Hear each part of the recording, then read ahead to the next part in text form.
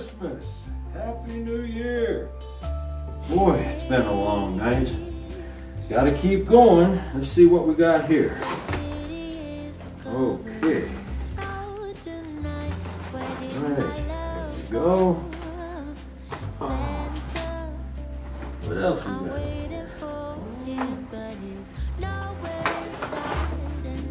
Okay. A lot of good stuff. Victoria's Secret. I wonder who that's for.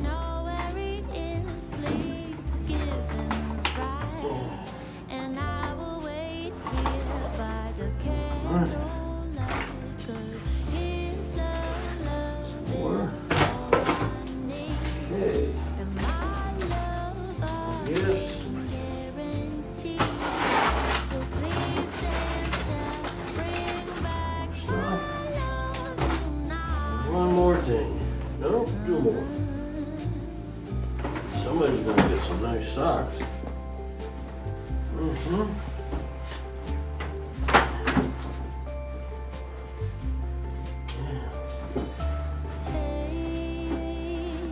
Okay, all the way down to the bottom of Santa's bag. There we go. Okay. Alrighty. So, let's see what, we got some cookies and some milk. Okay, and we got some books. I think I'm going to read a story tonight.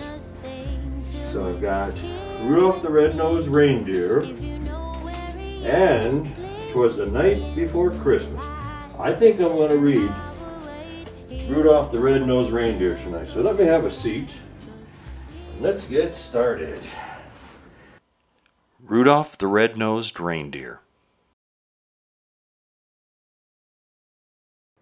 'Twas the day before Christmas, and all through the hills the reindeer were playing, enjoying their spills, while every so often they'd stop to call names at one little deer not allowed in the games. Ha ha, look at Rudolph, his nose is a sight. It's red as a beet, twice as big, twice as bright. Well, Rudolph just cried. What else could he do? He knew that the things they were saying were true.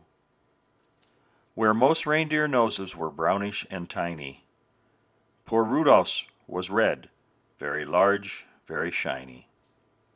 In daylight it sparkled, the picture shows that. At nighttime it glowed like eyes of a cat. Although he was lonesome, he always was good, obeying his parents as good reindeer should. That's why on this day, Rudolph almost felt playful. He hoped that from Santa, soon driving his sleigh full of presents and candy and dollies and toys for good little animals, good girls and boys. He'd get just as much, and this is what pleased him, as the happier, handsomer reindeer who teased him. So as the night and the fog hid the world like a hood, he went to bed hopeful. He knew he'd been good. While way up north, on this same foggy night, old Santa was packing his sleigh for its flight. This fog, he called out, would be hard to get through. He shook his round head, and his tummy shook too. Without any stars or a moon as our compass, this extra dark night is quite likely to swamp us. To keep from collisions, we'll have to fly slow. To see where we're going, we'll have to fly low. We'll steer by the street lamps and houses tonight in order to finish before it gets light. Just think how the boys and girls' hopes would be shaken if we didn't reach them before they awaken. Come Dasher, come Dancer, come Prancer and Vixen, come Comet, come Cupid, come Donner and Blitzen. Be quick with your suppers, get hitched in a hurry. You too will find fog, a delay and a worry. And Santa was right, as he usually is. The fog was as thick as a soda's white fizz. He tangled in treetops again and again, and barely missed hitting a huge speeding plane. Just not getting lost needed all Santa's skill, with street signs and numbers more difficult still. He still made good speed, with much twisting and turning, as long as the street lamps and house lights were burning. At each house, first checking what people might live there, he quickly picked out the right presents to give there. But lights will be out after midnight, he said, for even most parents have then gone to bed. Because it might wake them, a match was denied him. Oh my, how he wished for just one star to guide him. Through dark streets and houses old Santa did poorly. He now picked the presents more slowly and surely. He really was worried, for what would he do if folks started waking before he was through? The night was still foggy and not all clear when Santa arrived at the home of the deer. Onto the roof, with the clouds all around it, he searched for the chimney, and he finally found it. The room he came down in was darker than ink. He went for a chair, but it turned out to be the sink. The first reindeer bedroom was so very black, he tripped on a rug and burst open his pack. So dark that he had to move close to the bed and peek very hard at the sleeping deer's head. Before he could choose the right kind of toy, a doll for a girl or a train for a boy. But all this took time and filled Santa with gloom, while feeling his way around towards the next reindeer room. The doors he just opened, when to his surprise, a soft glowing red-colored light met his eyes. The lamp wasn't burning. The light came instead from something that lay at the head of the bed. And there lay, but wait now, what would you suppose? The glowing, you've guessed it, it was Rudolph's red nose. So this room was easy. This one little light let Santa pick quickly, and the gifts that were right. How happy he was till he went out the door. The rest of the house was as black as before, so black that it made that every step a dark mystery. And then came the greatest idea in history. He went back to Rudolph and started to shake him, of course very gently, in order to wake him. And Rudolph could hardly believe his own eyes. You just can imagine his joy and surprise at seeing who stood there a paw's length away, and told of the darkness and the fog and delay, and Santa's great worry that children might waken before his complete Christmas trip had been taken. And you, he told Rudolph, may yet save the day. Your bright shining nose, sun, can show us the way. I need you, young fellow, to help me tonight, to lead all my dear on the rest of our flight. And Rudolph broke out into such a great grin, it almost connected his ears and his chin. He scribbled on a note to his folks in a hurry. I've gone to help Santa, he wrote, do not worry.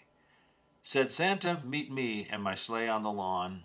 You'd stick in the chimney, in a flash he was gone. So Rudolph pranced out through the door very gay. He took his proud place at the head of the sleigh. The rest of the night, well, what would you guess? Old Santa's idea was a brilliant success. And brilliant was almost no word for the way that Rudolph directed the deer and the sleigh.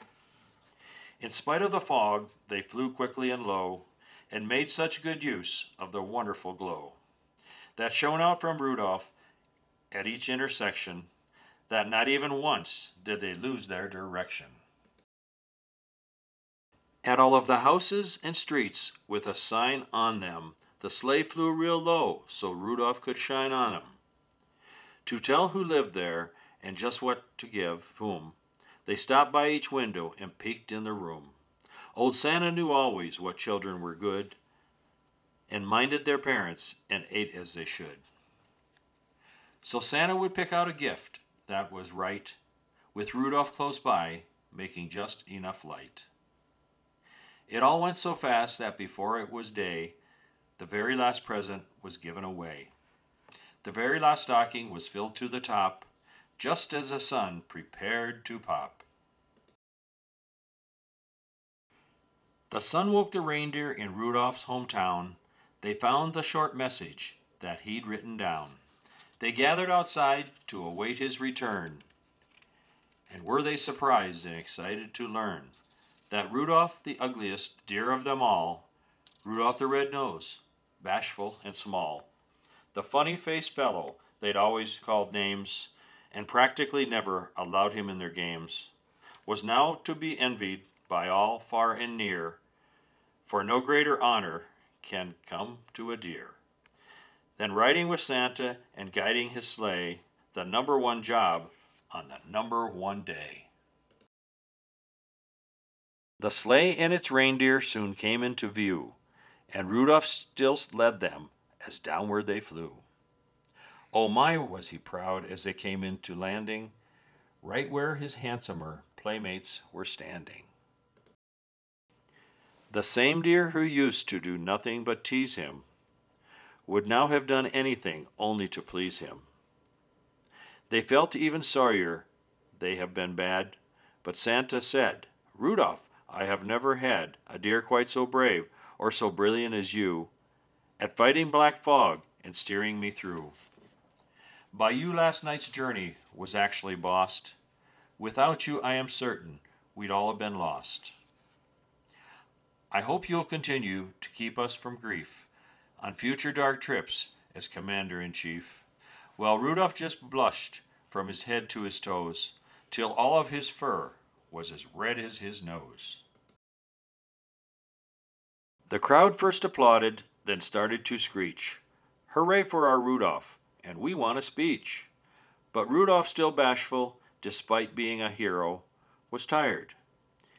His sleep on the trip totaled 0. So that's why his speech was quite short and not bright. Merry Christmas to all, and to all a good night. And that's why, whenever it's foggy and gray, it's Rudolph the Red-Nosed who guides Santa's sleigh.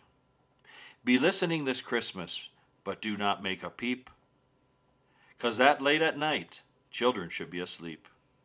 The very first sound that you'll hear on the roof, that is, if there's fog, will be Rudolph's small hoof.